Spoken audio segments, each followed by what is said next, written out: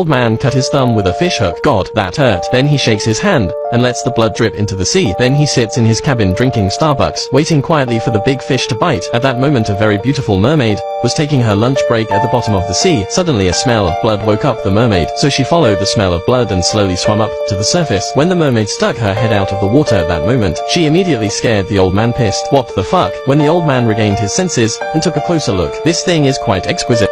Quite beautiful. The mermaid looked at the old man with her head shaking. Then she opened her mouth. She used the hole in her neck to make a mind-bending sound towards the old man.